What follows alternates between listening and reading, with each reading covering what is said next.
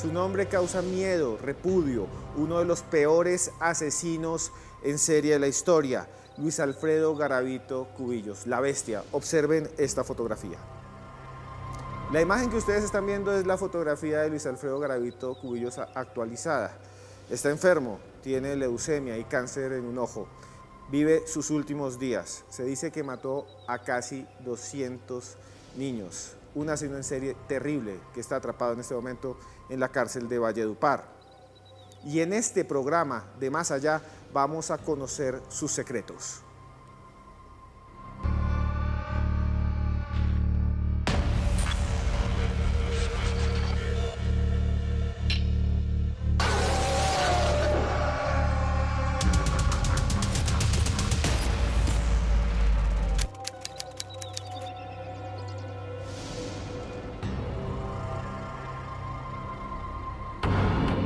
Rafael Poveda.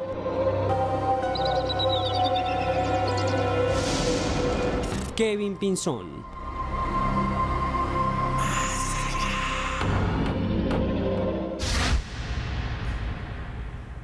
Hay algo que da más miedo que cualquier espíritu, fantasma, que cualquier brujería, que los encuentros con lo sobrenatural, y es la maldad humana. Los seres humanos somos capaces de cosas hermosas, construimos cantidades de artilugios, hemos hecho un mundo a imagen y semejanza, podemos ser bondadosos, podemos dar amor, pero hay algunos que dan mucho miedo, gente que mata niños, gente que mata adolescentes, monstruos de la vida real.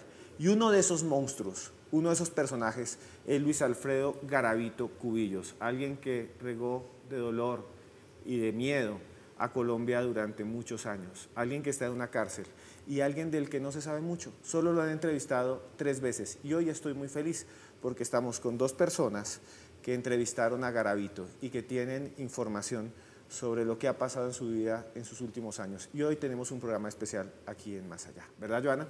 Don Esteban, buenas noches. Así es, esta es una de las historias que ha marcado, por supuesto, a nuestro país, que es terrorífica, Esteban, que aquí en Más Allá, en un programa como este, hablamos de estos temas porque uno de los grandes misterios es la maldad humana y esa precisamente es la que encarna Luis Alfredo Garavito y hoy, como usted lo decía, tenemos invitados muy especiales que nos van a ayudar a entender actualmente qué pasa con este personaje.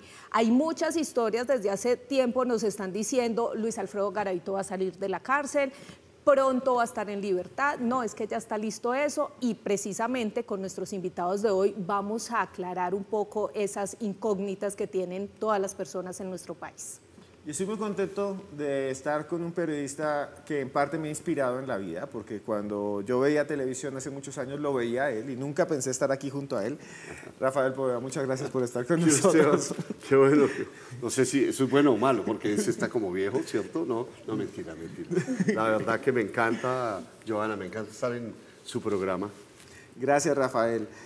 ¿Qué de alguna manera lo llevó a usted o cómo se encontró con esta historia? Porque es una historia muy esquiva. Muchísimos periodistas del mundo han querido entrevistar a Garavito y él no ha querido, solo lo han entrevistado antes 2 veces. ¿Cómo logró usted acercarse a este personaje?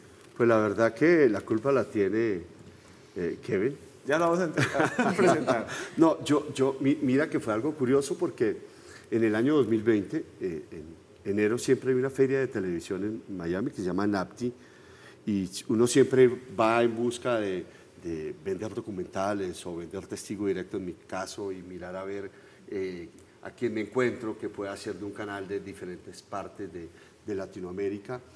Y era como un martes, estaba yo recién llegado, ese día comenzaba la feria y Kevin me llama como a las 11 de la mañana, yo no tenía ni idea, y me dice, Rafa, tenemos a Garavito. Yo, ¿cómo así? Sí, tenemos a Luis Alfredo Garavito, no sé qué. Yo estaba hablando con él, pero yo no tenía ni idea que Kevin estaba hablando con él. Porque lo que hacemos en Testigo Directo, y él comenzaba prácticamente de practicante en el programa, las personas que comienzan a trabajar con nosotros son personas bastante jóvenes, y a mí lo que más me interesa es que se desafíen, que busquen temas interesantes, que no sean temas normales, que a la gente le interesen.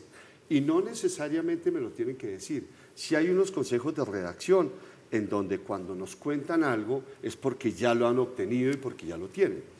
Y ese era martes, y yo recuerdo que al fondo, eso era en un hotel en Miami Beach, y al fondo en el lobby estaba Gustavo Nieto Roa, que yo siempre me lo encontraba, es un director colombiano que se ha movido muy bien, y siempre me lo encontraba en ese evento, pero yo nunca hablaba con él, solamente nos saludábamos.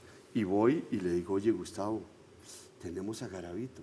Y me dice, uy, qué bueno, lo que tienes que hacer es, pues la entrevista, lo que tengas que hacer, pero haz una novela basado en lo que tú puedas hacer, es el script o es como el guión que te puede llevar o a una serie de Netflix o a una película. Y nos fuimos a almorzar y nos pusimos a hablar mucho de esto, y la verdad que llegué muy entusiasmado. Y bueno, Kevin te puede contar un poco más, porque yo ya estoy pasándome unas cosas que después nos vimos en febrero con Garavito, pero él les puede contar cómo fue que se contactó con ellos. Bueno, Kevin Pinzón, también invitado aquí, periodista de Testigo Directo. Como decía Rafael, usted fue el que realizó ese contacto. ¿Cómo lo hizo? ¿Cómo logró ese proceso? Bueno, pues todo fue como hacia finales del 2019. Ya estaba la noticia en auge de que Popeye iba a fallecer, que tenía un cáncer. Y Rafa me pone la tarea de hacer unas cápsulas con algunas entrevistas que él había hecho. Pero pues uno de joven quiere ser un poco más irreverente, y dije, no, yo quiero mi propia entrevista. Y siempre me ha llamado la atención también como estos casos de asesinos seriales. Entonces envío 3 cartas a Valledupar, una dirigida hacia Popeye, otra dirigida hacia otro asesino serial y una hacia Luis Alfredo Garavito. Más o menos eso pasó en diciembre, y hacia enero, los primeros de enero del 2020, recibo una llamada y me dice una persona, yo soy fulano de tal, yo soy familiar de Luis Alfredo Garavito, recibimos su carta, ¿qué quiere? Entonces le digo, no, yo quiero una llamada con él. Y pues bueno, me llama un jueves, hablamos aproximadamente como 15 minutos, me iba a colgar como a los 2 primeros minutos cuando se enteró que yo era colombiano. No tenía muy buena relación con la prensa colombiana, pero bueno, esos 2 minutos los convertí en 3 años de casi, de lunes a domingo era 4, 5, 3, mínimo era 1 hora hablando con Luis Alfredo Garavito todos los días, y pues duramos 3 años en esto. Fueron más o menos 1 año y 3 meses hasta la primera vez que lo sentamos frente a la cámara, porque se vino pandemia y eso como que prolongó mucho pues la entrevista, ¿no? ¿Y quién es Luis Alfredo Garavito Cubillos? ¿Por qué es tan tristemente famoso? ¿Por qué es tan conocido? En esta nota les contamos.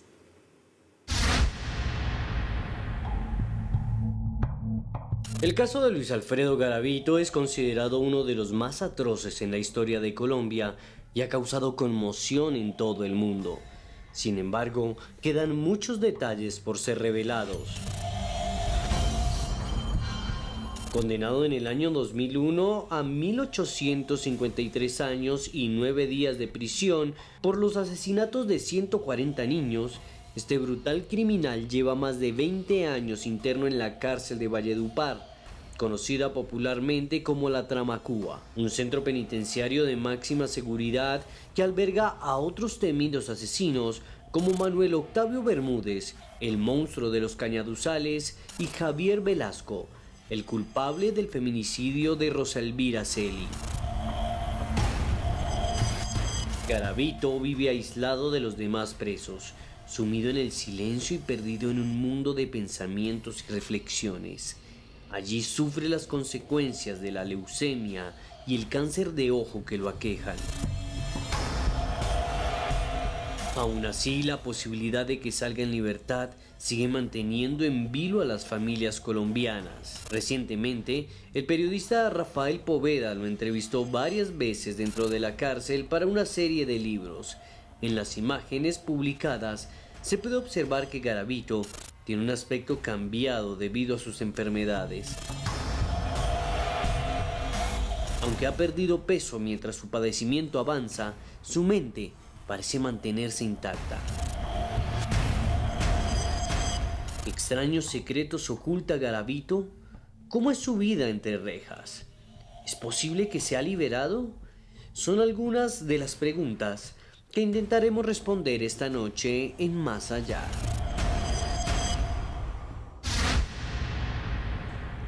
Kevin, usted al inicio nos estaba diciendo que duró bastante tiempo generando ese contacto con Garavito, esa confianza. ¿Cómo fue ese proceso? Después de una llamada de unos cuantos minutos, usted empieza a hablar con él constantemente, se convierten en horas. ¿Cómo logró ganarse la confianza de este criminal? Bueno, yo creo que lo más importante fue no entrar a atacarlo.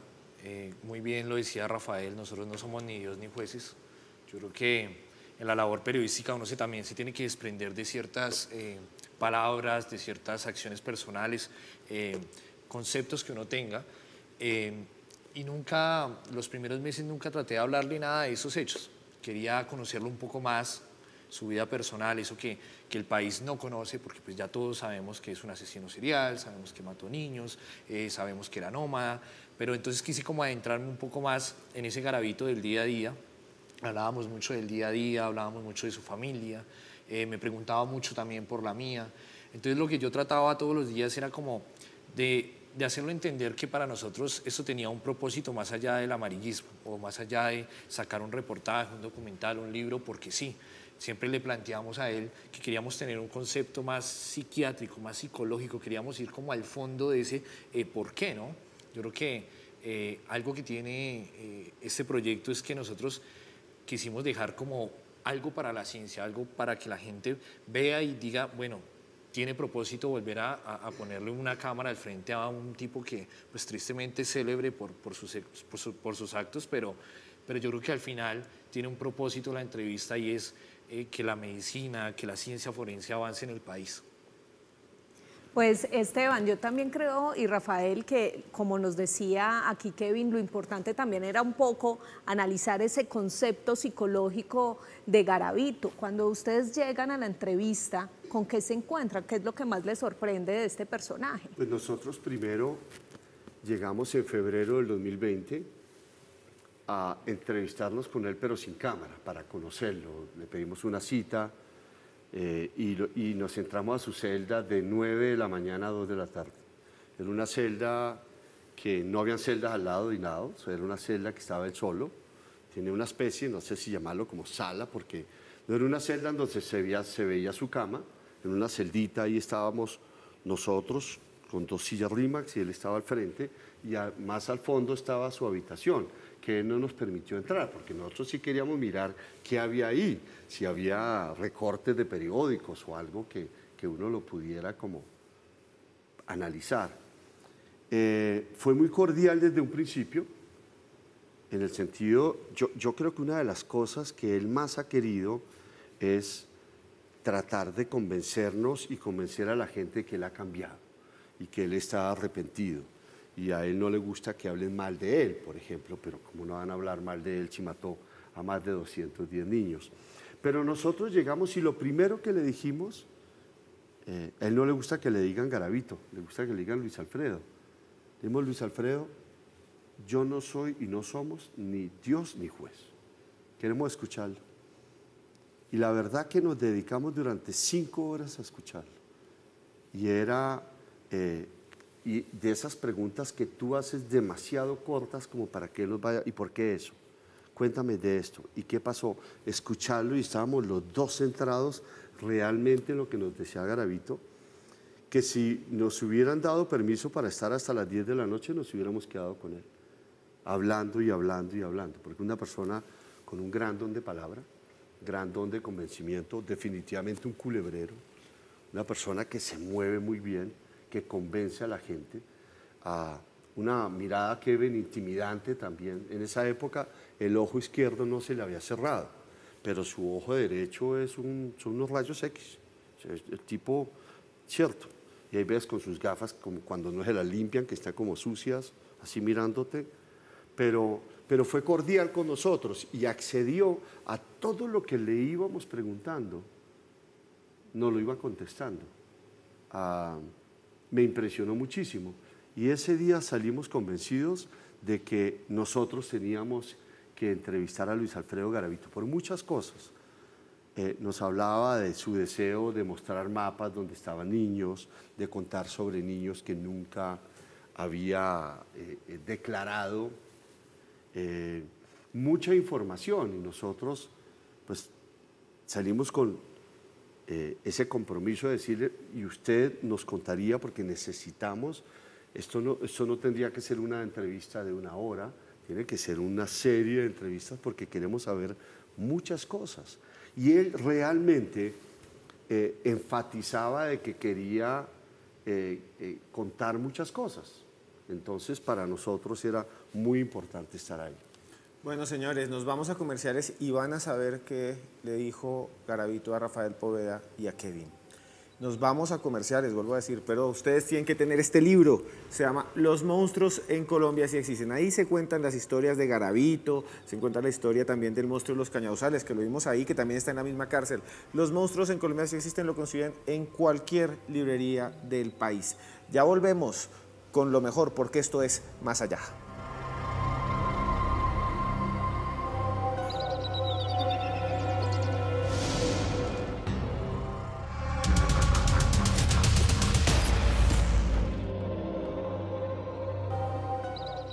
Continuamos aquí en Más Allá, en esta noche en la que hablamos de Luis Alfredo Garavito. Ustedes pueden comentar sobre este programa a través de nuestra cuenta de Twitter con el numeral Garavito Más Allá. Y miren, ¿cómo actuaba este personaje? ¿Cuál era su manera de conquistar a los niños, atraerlos? Pues aquí, en esta nota, se los contamos.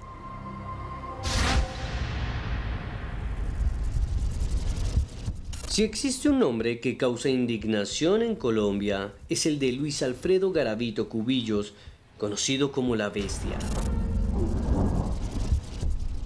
Garavito Cubillos nació en Colombia y fue el mayor de 7 hermanos. Fue víctima de abuso sexual cuando tenía 13 por una persona cercana a su familia.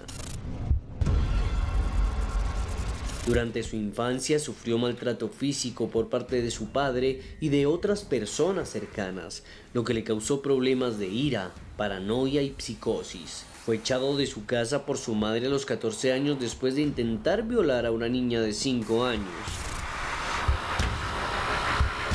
Garavito Cubillos se convirtió en un pedófilo y cometió docenas de abusos a menores mientras se trasladaba de pueblo en pueblo en el eje cafetero. Su modus operandi le facilitó mantenerse impune durante años, pues utilizaba disfraces y barbas postizas para atraer a sus víctimas. El asesino recorría terminales de transporte y plazas de mercado vestido de sacerdote, granjero, anciano, vendedor ambulante e indigente. Para ganarse la confianza de los niños y jóvenes, entablaba una charla con ellos, les compraba alcohol o les daba dinero y luego los llevaba a dar un paseo por zonas rurales. Una vez, alejados de la civilización, Garavito abusaba y asesinaba a sus víctimas de forma implacable. ¿Qué extraños secretos oculta Garavito? ¿Cómo vive actualmente? En Más Allá, nos internamos en las profundidades del misterio. Luis Alfredo Garavito Cubillos.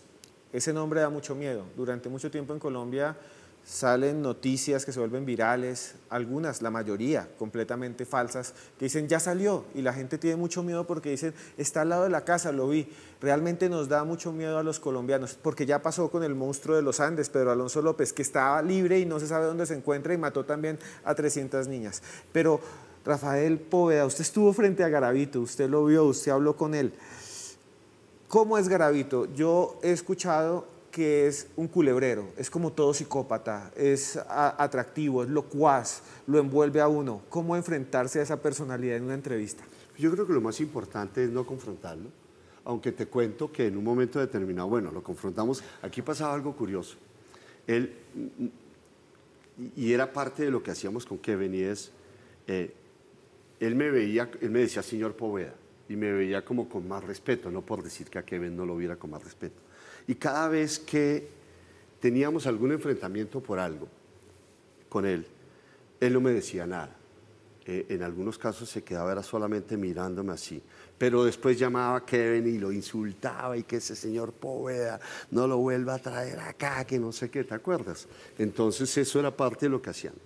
Y lo que hacíamos nosotros en la entrevista también, que fue muy interesante, porque yo nunca había tenido un personaje de estos frente a mí. Claro que lo investigamos, más lo investigó Kevin, pero lo investigamos con expertos cómo deberíamos de entrevistarlo.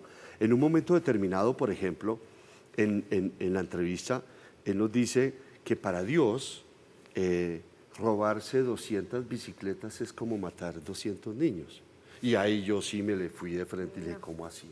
Y ahí nos enfrentamos, ¿cierto? Había unas cosas en donde para nosotros era más importante escucharlo y mirar a ver qué nos iba llevando. Y yo recuerdo que yo estaba aquí, Kevin estaba acá, él siempre estaba aquí, no sé por qué tú siempre estabas al lado izquierdo, pero no tiene nada que ver. Y entonces yo, y muchas veces yo estaba ahí como el que llevándole el hilo conductor y veía que Kevin estaba que preguntaba y yo le cogía la mano así y le decía, espérate. Porque uno lo va llevando a ver qué te va dando, ¿cierto? Y después uno, bueno, lo suelto y dale tú. Era escuchar a alguien y mirar cómo no necesariamente es que él nos diga que está arrepentido, que Dios lo ha acogido y que no tengo por qué decir sí o no referente a eso. Pero era más escucharlo e ir llevándolo a momentos de su vida, porque el propósito principal nuestro era ¿y por qué? ¿Por qué una persona mata a todos esos niños y por qué hace eso? ¿Por qué? Porque es que nosotros, yo me considero más o menos normal, ¿cierto? No haría esto y entonces yo te pregunto a ti, de pronto hay una respuesta como normal, pero yo quería obtener y queríamos obtener ¿y por qué? Claro, con algo que era muy importante y esto está en los libros, como en el documental cuando salga, y es, nunca le preguntamos a Garavito cómo había matado a un niño, nunca. Lo más cercano fue, recuerda Kevin, que él nos cuenta que él a los 12 años, un botiquero, una persona que tenía una droguería, que era muy amigo de su papá, lo viola.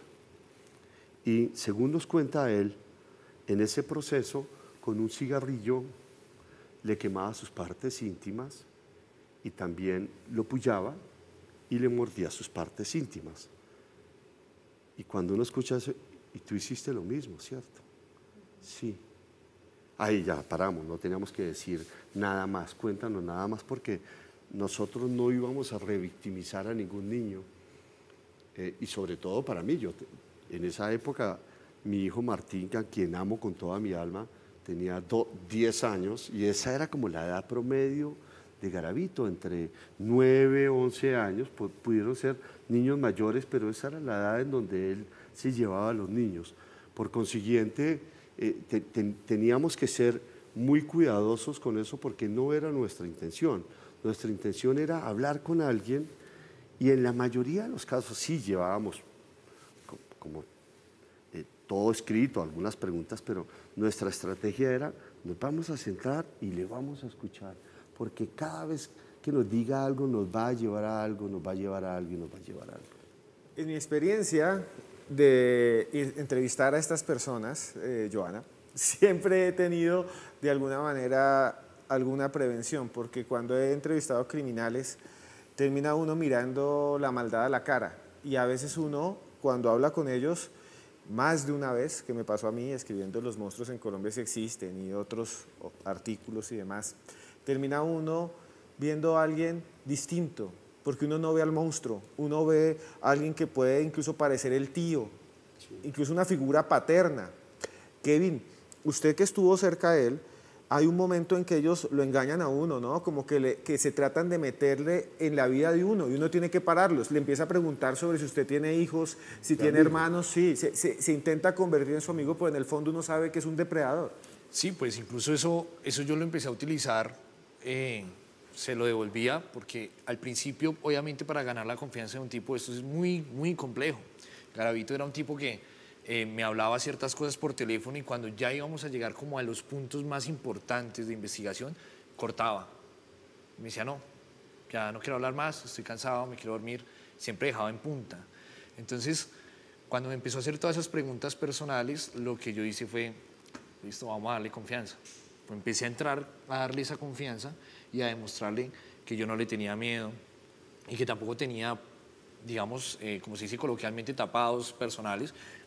Me abrí, le dije, listo, le muestro las cartas y él empezó a mostrar también las de él.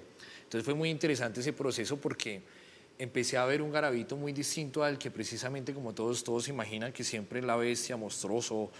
Y no, empecé a ver un tipo, como tú muy bien lo dices, un paisa que echaba cuentos, que hablaba cosas de su historia, de sus trabajos, de sus viajes. Y poco a poco me fui adentrando ya como en ese tipo manipulador, en ese tipo que muchas personalidades, a veces uno encontraba un Garavito desvalido, enfermo, tosía, pero 5 minutos después si se hacía una pregunta, una palabra mal dicha, salía el monstruo a relucir y se le quitaba la tos, se le quitaba el cansancio, se le quitaba todo. Entonces con Garavito me preguntaba muchas cosas y más cuando yo lo sentía como muy alterado, lo que yo hacía, en vez de confrontarlo, yo me agachaba, me bajaba. Entonces, no, es que en el trabajo tengo una chica que me gusta y no me pone cuidado. Y empecé como a manejarle esa parte. Entonces, ¿cómo así? Cuénteme. Yo le empezaba a contar y empezaba a jalarlo, a traerlo. Y terminaba otra vez reivindicando, porque muchas veces tenía como molestias con Rafael, pero no quería confrontarlo nunca. Me confrontaba siempre, era a mí, siempre me hacía los reclamos a mí. Entonces yo decía, venga, sí, pero tranquilo, estamos hablando, Rafa a veces es imprudente, no le ponga cuidado, no sé qué. Y al otro día volvíamos y tratábamos otra vez de sacarle todo. Entonces el proceso con él fue muy duro también porque las entrevistas eran todo el día con él en la cárcel y en la noche llamaba a hacer los reclamos. Entonces eran procesos muy fuertes dentro de Valledupar, pero también pues cuando nos llegaba aquí a Bogotá también era 24/7 estando con él hablando por teléfono. Kevin, y más allá, digamos, que de esa confianza que usted pudo generar con ese personaje, de esos cambios de humor que ya nos estaba comentando, ¿qué otros detalles le sorprendieron quizás en las confesiones que él hizo delante de ustedes? Yo me acuerdo unos momentos específicos que me llamaron mucho la atención. Fue una llamada cuando le diagnosticaron el cáncer. Él me llama él siempre saluda muy eufórico, muy fuerte. ¿Qué hubo, Kevin? ¿Cómo está? No sé qué. Yo le digo, bien, bien, ¿cómo va? Venga, ¿ya salió del hospital? Sí. Me dice, sí, no tengo cáncer, y se pone a llorar. Pero sentí un llanto. A Garavito le aprendí como a entender mucho cuando estaba impostado o cuando empezaba a hacer tipo de sonidos como para convencerlo o no, pero esa vez lo vi muy genuino y trataba como de hablarme y no podía. Entonces, yo le decía a Rafa, uno como ser humano tiene muchas cosas que decirle. Yo quería decirle, bueno, la revancha de la vida, el karma, la justicia divina, pero preferí callar y empezar a entender mucho más y empezar también a tomar una posición pues también responsable frente a la investigación que estábamos llevando y eso tensiona, ¿no? También yo leí la noticia de él de la muerte de quien fue como la figura de su hijo, ¿no? Fue un niño que él convivió con una señora y esa señora tenía ya un hijo. Y él, demostrado por la fiscalía y todo, nunca lo tocó, nunca le faltó al respeto y él siempre veía con mucho amor a ese niño y siempre en la entrevista se refería a él con mucho amor. Cuando yo salgo de esa entrevista, él me dice, venga, ayúdeme a buscarlo. Y yo me voy a la tarea de buscarlo y me encuentro que lo habían asesinado en el 2017. En Cúcuta, ¿no? En Cúcuta. Le dispararon, fue un homicidio bastante cruel y yo lo llamo y le cuento y también vi un Garavito bastante adolorido, bastante también reflexivo. Me decía, ahora sí logro entender mucho más. Y yo traté de irme y le dije, ¿qué entiende? ¿Qué entiende? Y ya guardo silencio. No, Kevin, yo me entiendo. Ya sé un poco más de la dimensión de lo que yo cometí. Entonces eran cosas que se daban con él, que quizás, pues muchas cosas que el país no sabía, ¿no? Y que tenemos que empezar a tener un poco más de sensibilidad, no de justificarlo, sino esa sensibilidad de empezar a entender estos tipos cómo viven, cómo piensan, cómo actúan. Y pues bueno, todo lo poníamos siempre a consideración de los perfiladores, que nos acompañaban, que estaba pues Belisario Balbuena, Franklin Escobar, varios psiquiatras forenses que nos apoyaron y también pues el acompañamiento en varias sesiones de Juan Guillermo Mercado, un gran periodista que también estuvo con nosotros en todas las entrevistas. Y miren, de todas esas entrevistas salieron libros como este, Tras la sombra de Garavito, que hace parte de Testigo de Directo Editorial, que ustedes lo pueden encontrar en cualquier librería del país, así que muy recomendado porque aquí van a encontrar toda esa información que nos está compartiendo hoy Rafael y Kevin sobre la entrevista que le realizaron a Luis Alfredo Garavito. Ustedes continúen ahí que ya regresamos con más detalles de esta entrevista exclusiva que ellos le realizaron a Luis Alfredo Garavito.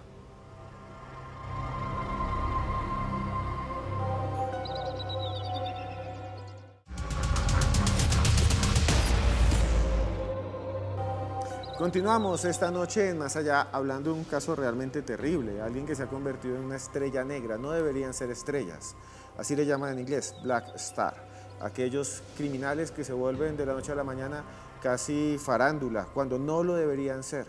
Son el ejemplo de lo que nunca debería existir, de lo que nunca debería pasar en una sociedad.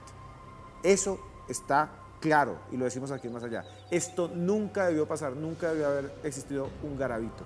Pero como existe, tenemos que contarles qué pasó para que nunca se vuelva a repetir. Si a ustedes les gusta Más Allá, pueden buscar también el canal de podcast. También tenemos un canal de YouTube de podcast, se llama Los Audios de Cruz Escribiente. Usted escribe ahí Los Audios de Cruz Escribiente y ahí encuentra también del monstruo de Monserrate, del monstruo de los Andes, encuentra un montón para que lo escuchen. Ahora vean cómo fue capturada la bestia.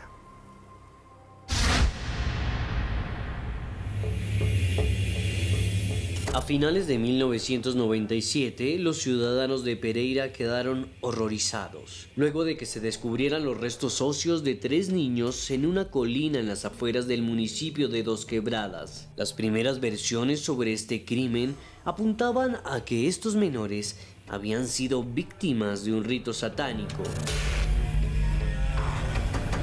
Tras una inspección en la zona en búsqueda de pruebas, las autoridades encontraron una nota con la dirección de la novia de un hombre identificado como Luis Alfredo Garavito Cubillos.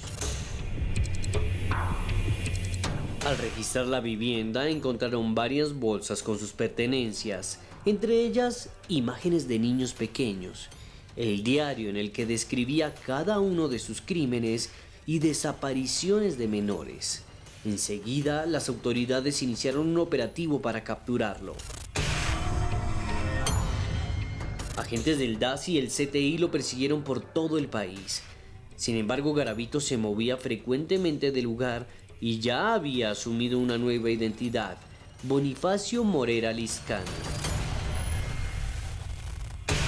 Al final, Garavito fue capturado el 22 de abril de 1999 en una zona rural de Villavicencio, después de ser identificado por un testigo que lo vio entrar entre un potrero acompañado de un menor de edad. Acorralado, el asesino se derrumbó y confesó todo ante las cámaras. ¿Por qué? ¿Por qué? ¡No! ¡No! ¡No quiero más! En 2001, Garavito confesó haber cometido los asesinatos de los que se le acusaba. El 31 de julio de 2002 fue condenado a 1.853 años de prisión por 67 homicidios cometidos en todo el país. Su caso sigue siendo uno de los más emblemáticos y trágicos de la historia criminal colombiana. ¿Qué se oculta tras la mente de este terrible criminal? Lo analizamos aquí, en Más Allá. Bonifacio, un sacerdote, un indigente, esas eran las múltiples personalidades que tenía este personaje, la bestia. Rafael, ¿les habló de esto dentro de la entrevista? ¿De cómo hacía para camuflarse y llamar la atención de esos niños? Sí, aquí en Bogotá, por ejemplo, en el Parque Santander, que queda al lado del edificio de Avianca, ahí se hacía pasar por culebrero. Algo que nos llamó mucho la atención, y ven que yo sí quiero que no se pase el tiempo, porque tienes toda la razón cuando hablas de las Black Stars, de las estrellas negras. No hay nada en nuestros libros que trate de reflejar ni una palabra eso de Garavito, porque nos comprometimos con Kevin y dijimos, esto no puede ser. No vamos a hacer unos libros, una biografía de nadie, ni hacerlo ver más grande cuando sabemos que es un asesino en serie. Nos llamó muchísimo la atención porque la primera vez, claro, después nos contó muchas más cosas, pero la vez que fuimos en febrero del 2020 sin cámaras a hablar con él, él nos contaba que se hacía pasar como por minusválido, como que tenía las manos así. Entonces nos estaba contando y le dijimos, ¿por qué no te paras y nos muestras cómo hacías? Pues el tipo se para y comienza a actuar así, y esto se le comienza a temblar. Mejor dicho, yo miraba a Kevin y mirábamos así, yo decía, Dios mío, este tipo es un actor, pero total. No era como cuando tú ves a alguien, no, este sí era un tipo y caminaba y trataba de caminar así. Nos decía que siempre la mano izquierda tenía como un bastón, pero ahí no lo tenía. Pero él nos contaba. Yo ese día, aparte de otras cosas que nos dijo, yo salí como, yo dije, este tipo es absolutamente singular. Y mira, una de las cosas sí es, ¿y qué tal que hubiera hecho cosas buenas con todo eso que él tenía? ¿Cierto? Pero bueno, eligió ser una estrella negra. Kevin, y dentro de eso también, digamos que de alguna manera, en algún momento, en algún punto de todas esas conversaciones que tuviste con él, te sentiste quizás envuelto, engañado, podías detectar alguna de esas personalidades que él utilizaba para engañar a esos niños y que quizás ese mismo modus operandi lo utilizaba contigo.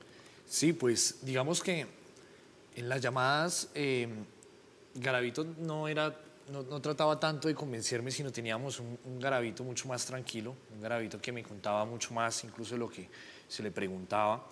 Pero en las entrevistas, cuando ya estábamos con cámaras, sí había un Garavito agresivo. Yo creo que yo le comentaba, hablábamos anoche con Juan Guillermo Mercado. Nosotros estuvimos 4 días con él y un jueves Juan lo entrevistaba en la mañana, yo en la tarde. Y en la mañana terminó como molesto con Juan, y ya en la tarde, cuando me tocaba a mí, el tipo empezó a negarse a responder todo. Entonces empezó a darle vueltas a todo. Y yo dije, no, pues yo no voy a seguir, o sea, yo no le voy a caer en el juego. Me quito el micrófono, se lo paso a Juan y le digo, termina de preguntar tú, no tengo nada más que preguntar. Y entonces me dice, ¿pero por qué? Le digo, no, porque usted no quiere responder. Y me doy la espalda, y cuando me doy la espalda, él se levanta y se me viene de frente. Y me dice, usted y yo vamos a tener un problema, usted es un torturador y no sé qué, y Rafael también. Y empieza a confrontarnos. Y mira que el rostro le cambió totalmente. Porque ya para esa época el cáncer ya estaba también muy bien avanzado. Y el tipo me mira con un odio, y esto se les encajó, y me miraba fijo a los ojos, y Juan trataba como de calmar los ánimos, entonces como, cálmese que le va a dar algo. No me importa y no sé qué. Tanto así que entró la guardia y me tocó salirme a mí para que él se calmara. Y yo creo que en ese momento sí empecé a sentir una presión con la mirada de él, empezó como a intimidarme, y cuando lo sacaron, yo me acuerdo que a mí me colocaron los guardias del IMPEC en una esquina y me sentaron ahí, ellos hicieron como al frente para que el tipo no... Y me dijo, hasta luego, Kevin. Y yo no le quise responder y se me devolvió. Y cuando se devolvió, yo pues me levanté de la silla y se quedó mirándome fijo a los ojos. Y la verdad, pues digamos que es un tipo que mide 1,65, ya tiene una edad muy avanzada, que pues físicamente no puede hacer mucho, pero su mirada, ahí entendí de pronto qué sentían esos niños. Cuando los miraba con ese odio, cuando los miraba fijamente. Garavito tiene una mirada que en serio tú sientes que asusta. Como una daga. Que te penetra hasta lo más íntimo del ser, el alma, te asusta. Es un tipo que se encarna en esa mirada. Entonces, para mí fue impresionante verlo así. La verdad, no pensé que nunca lo fuéramos a desencajar, porque él es muy inteligente frente a la cámara. Es un tipo que trata de manejarse lo que más puede. Pero ese día sí no lo logró. No lo logró, y vimos la cara de lo que ya públicamente se conoce, ¿no? Impresionante eso y más detalles de cómo vive Garavito ahora, Kevin. ¿Es verdad que va a salir? ¿No es verdad esto? Esos detalles los vamos a ver en nuestro próximo bloque. Recuerden ustedes que pueden enviar todos sus comentarios y preguntas a través del numeral de hoy, que es La Bestia Más Allá, La Bestia Más Allá, y pueden comentar en Twitter y nosotros ya regresamos.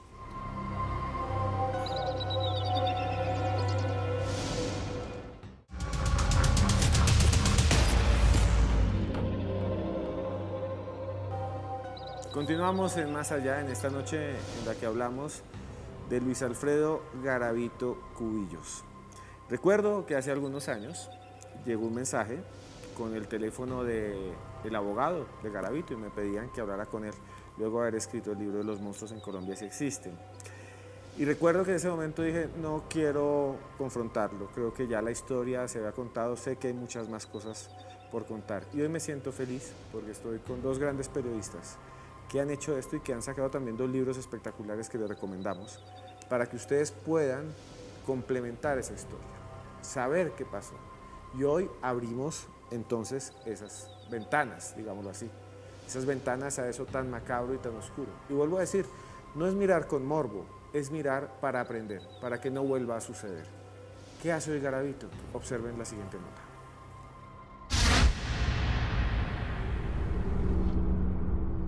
El caso de Luis Alfredo Garavito se ha transformado en uno de los más dolorosos de la historia de Colombia. En noviembre de 2022, el Instituto Nacional Penitenciario y Carcelario INPEC solicitó la libertad de Garavito ante un juez de ejecución de penas en Valledupar. Sin embargo, el beneficio fue negado porque el abusador no cumplió con todos los términos de su condena. Uno de ellos, indemnizar a las víctimas. Por lo tanto, Garavito sigue en prisión. En abril de 2023, un grupo de imágenes de Garavito fueron publicadas en medios de comunicación en las que se muestra su demacrada apariencia y su estado de salud, ya que padece de un cáncer de ojo y leucemia. Las fotografías fueron capturadas por Rafael Poveda y Kevin Pinzón, quienes lograron conversar con el asesino en la cárcel La Tramacúa en Valledupar. A pesar de su estado de salud, Garavito se mostró lúcido y coherente en la entrevista, aunque a veces se ponía furioso por las preguntas que se le hacían. Garavito trató de escudarse en la Biblia y en Dios para mostrar supuestos cambios en su vida y tratar de confundir a los periodistas. En las imágenes publicadas por Testigo Directo, se puede apreciar la verruga cancerígena en el ojo izquierdo de Garavito, que amenaza con propagarse por el resto de su cuerpo. Poveda afirma que nunca supo por qué el asesino accedió a darle la entrevista a él durante 20 horas y no a otros cientos de periodistas que también lo buscaron. ¿Cómo vive en la actualidad Garavito? Se lo contamos aquí, en Más Allá.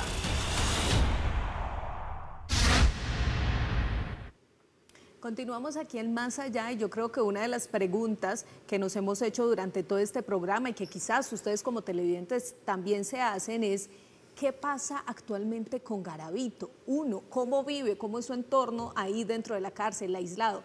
Pero sobre todo, Kevin, ¿es verdad, es mentira que Garavito puede salir libre?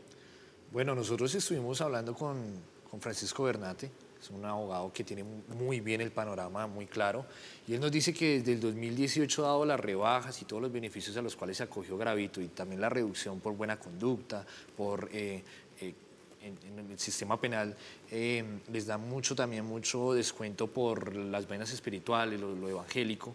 Garavito puede salir desde el 2018, él no ha querido hacer efectiva su libertad, pero ya dice que por constitución ya él tiene que salir cuando se cumplan 24 años, que se cumplen este año, a finales de este año.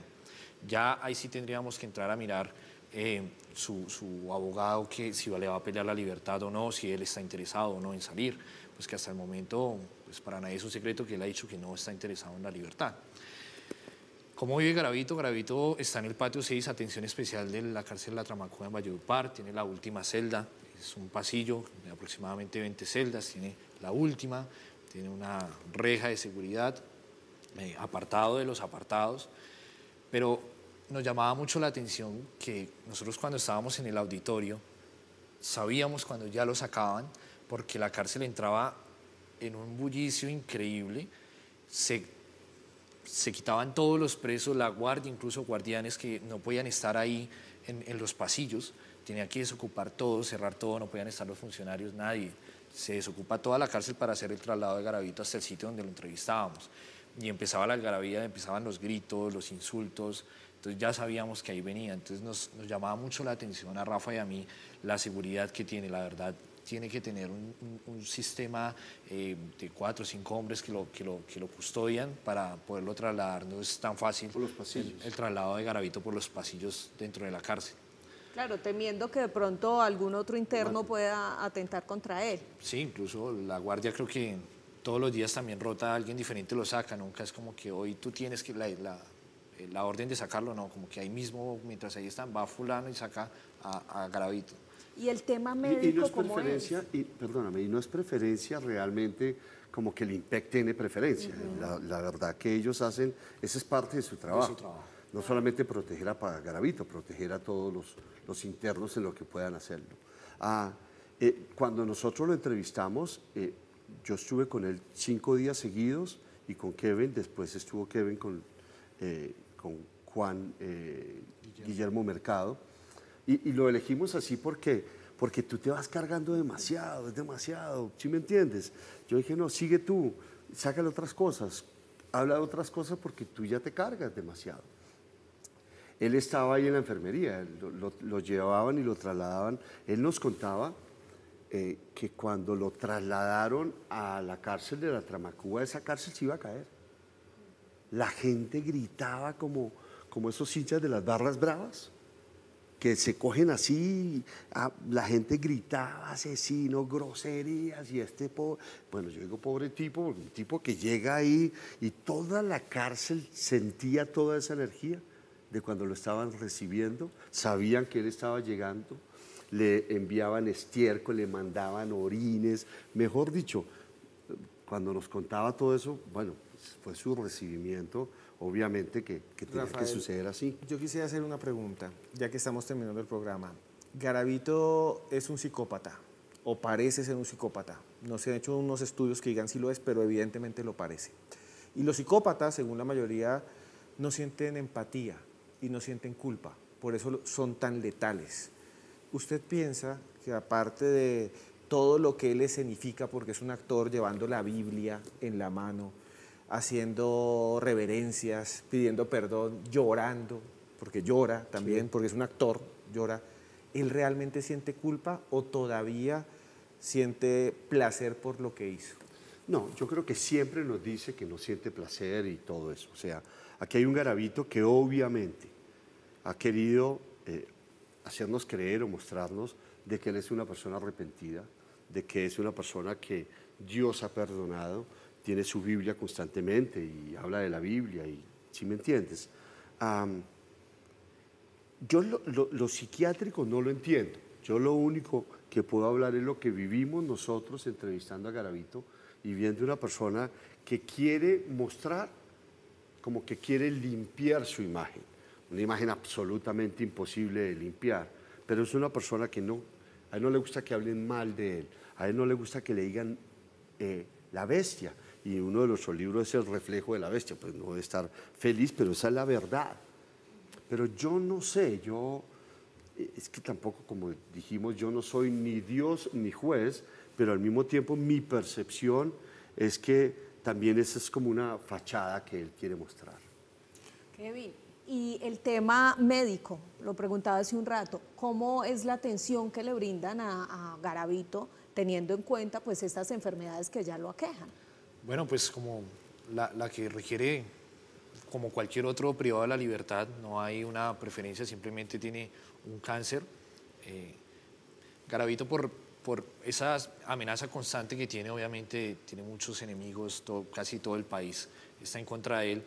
se niega mucho a salir a la clínica, no tiene un tratamiento de quimioterapia constante, entonces por eso mismo el cáncer le ha avanzado bastante, porque es un tipo que se niega a salir de su celda, es un tipo muy fuerte mentalmente, nos impresionaba, habían días que bajaba muy lento, venía muy cansado, pero siempre estaba erguido, siempre su mirada estaba fija, su voz siempre estaba con fuerza.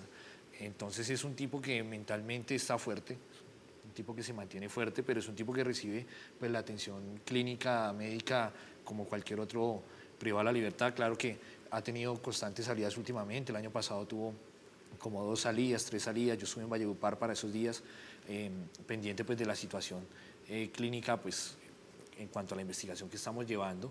Entonces tuve la oportunidad de hablar con él y él me decía que se sentía muy mal y ya por fuerza mayor ya le dijeron no, ya no lo podemos dejar aquí en la celda, tenemos que sacarlo, quiera o no, es nuestra responsabilidad porque pues hay obviamente una responsabilidad por parte del IMPEC de lo que le pase a él.